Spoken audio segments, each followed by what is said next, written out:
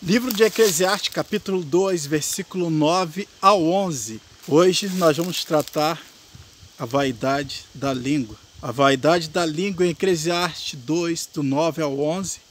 Primeiro vamos entender o que é vaidade. Mas antes da mensagem, vai lá no nosso canal no YouTube, se inscreva aí embaixo, dá o seu joinha, compartilhe, porque é para a honra e glória do nosso Deus. Essa série de mensagens falando sobre a vaidade. Já temos a vaidade dos olhos, a vaidade da memória e hoje a vaidade da língua. Eclesiastes 2, de 9 ao 11.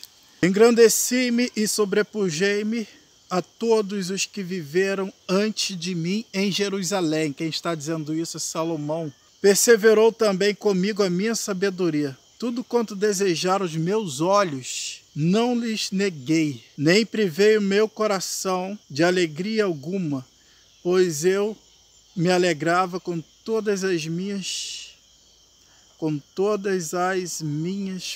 fadigas, e isto era a recompensa de todas elas. Considerei todas as obras que fizeram as minhas mãos, como também o trabalho que eu com fadigas havia feito, e eis que tudo era vaidade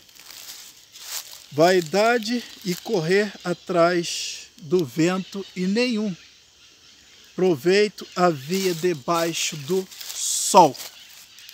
Salomão.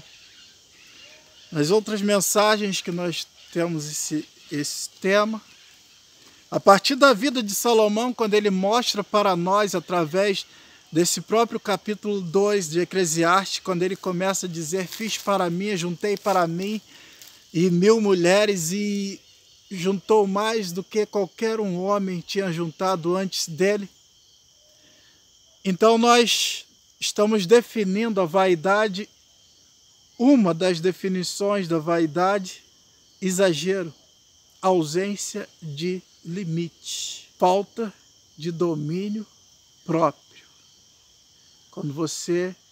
Quando nós desobedecemos as leis de Deus, que são postas para nos proteger. Assim como existe cadeado, cerca, muro, trancas, são limites onde nós não podemos passar. E Salomão rompeu todos os limites. Seguiu seu coração, que a Bíblia diz que é enganoso, perverso.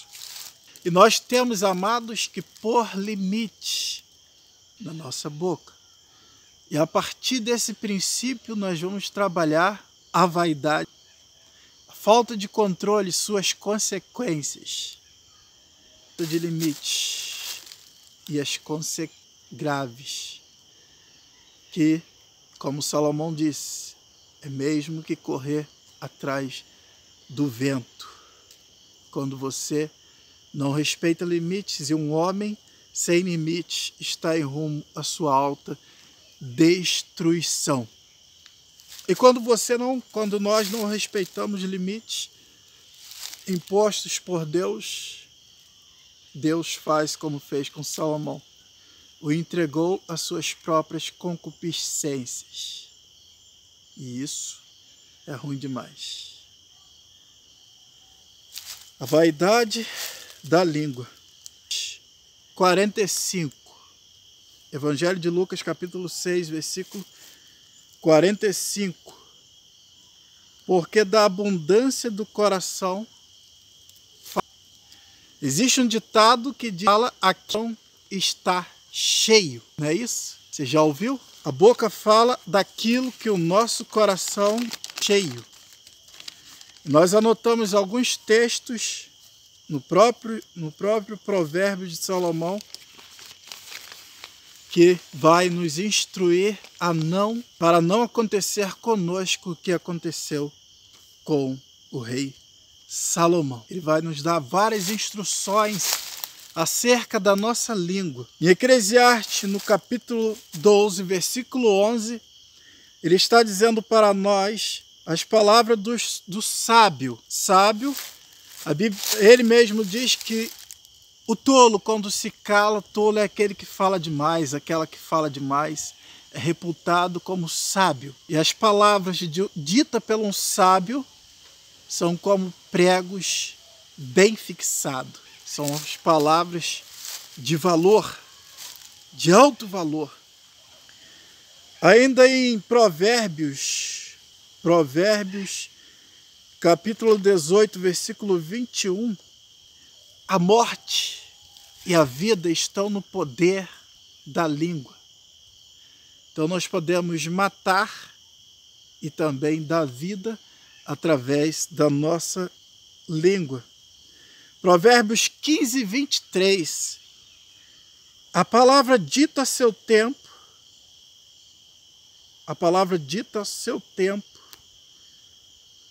boa é.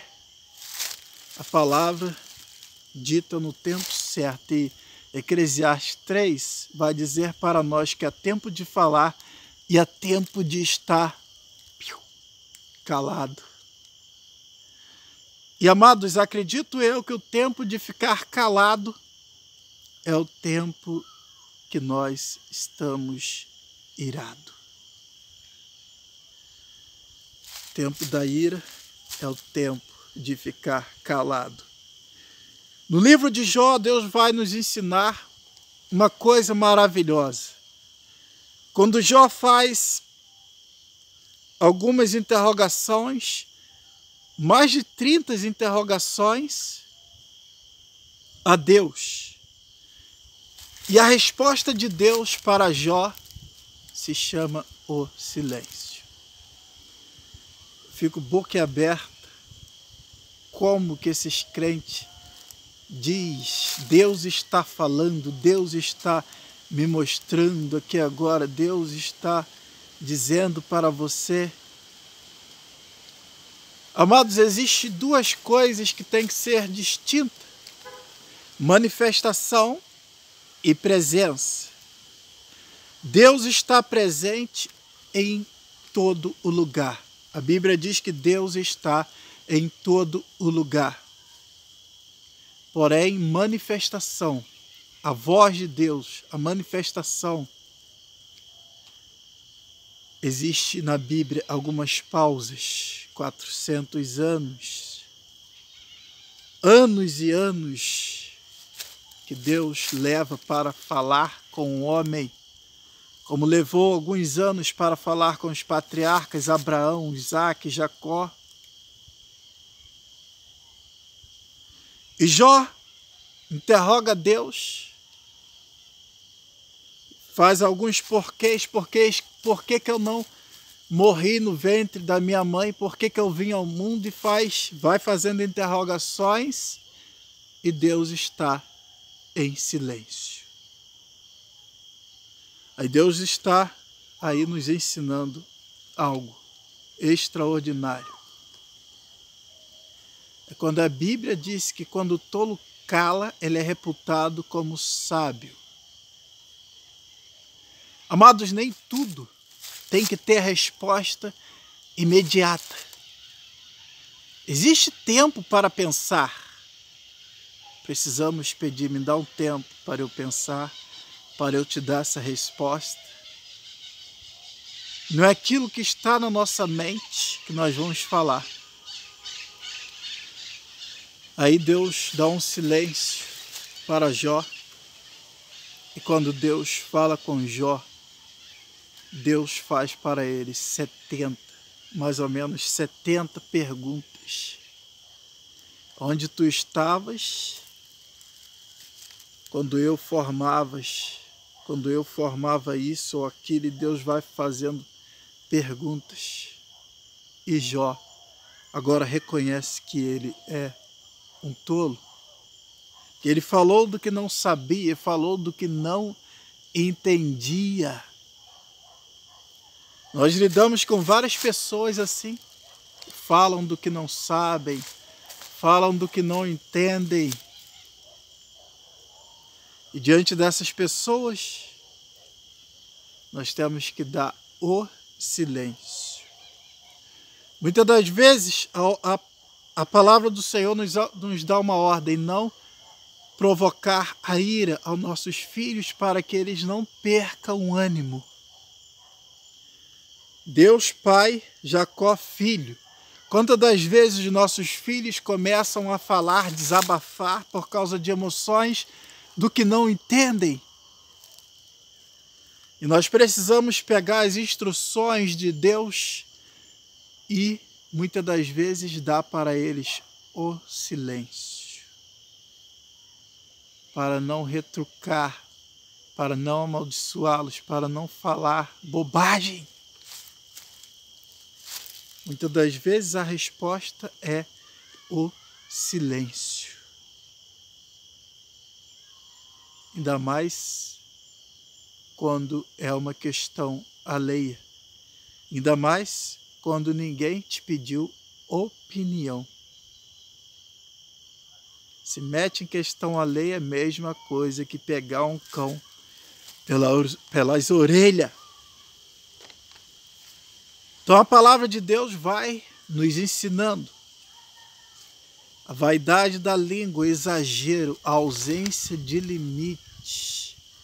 Você mata, fere a integridade moral das pessoas com a nossa língua. Seja tardio em falar. Ainda aqui em Eclesiastes, capítulo 5, está falando sobre quando nós entramos na casa do Senhor.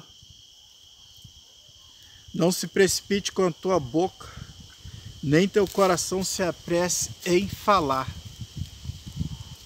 Coração, amados, é a nossa mente, os pensamentos que nem sempre são de Deus, nem sempre é para ser exposto, porque às vezes são pensamentos malignos, às vezes são pensamentos da nossa natureza má, pecaminosa e perversa. Seja tardio em falar. Não jogue palavras fora. Ainda aqui em Provérbios 13:3. O que abre muito os seus lábios tem perturbação. Fala demais, depois fica coçando a cabeça. Será que vão passar para frente? Será que vai complicar para mim? Que muito abre seus lábios tem perturbação. Provérbios 15:1. A palavra dura suscita a ira, mas a palavra branda desvia o furor. E quando nós falamos com a palavra dura, é quando nós estamos irados. A Bíblia diz: ireis. Não é proibido irar, mas é proibido pecar. Irá, mas não pecar.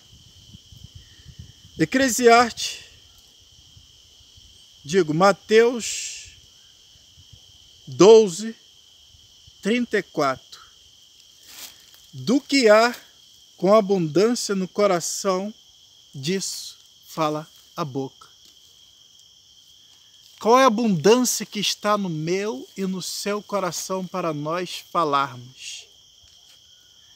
A abundância que está no nosso coração é aquilo que nós estamos vendo e ouvindo, que são as fontes que levam para o nosso coração, que é a nossa mente. Então, do que você está ouvindo e vendo, é o que você vai falar. Então, por isso, nós devemos ser seletivos, limitarmos o que nós vamos ver e ouvir, para preservar a nossa boca. Quando nós ficamos perto de quem fala muito, quem xinga, fala muita bobagem, existe um provérbio popular que diz que as más conversações corrompem os bons costumes. Te corrompe, me corrompe. Nós vamos acabar falando bobagem, falando besteira. Então nós temos que nos distanciar, porque para não sermos corrompidos por elas, ou pelas suas falas, pelos seus motivos. Provérbios 10, 19. Na multidão de palavras não falta transgressão. Olha o tema da mensagem: a vaidade da língua, a falta de limite, o exagero. Então, na multidão de palavras não falta transgressões. Por isso, nós temos que pensar antes de falar. E não falar o que nós estamos pensando. Provérbios 25, 11. Como maçãs de ouro em salva de prata é a palavra dita a seu tempo. Aí volta lá em Eclesiastes 3, 7, tempo de falar e tempo de estar calado. A palavra dita a seu tempo, sem vaidade, digo, sem exagero, limitada de acordo com a vontade de Deus. Porque Jesus disse para os fariseus que toda palavra ociosa que o homem falar, ele dará conta.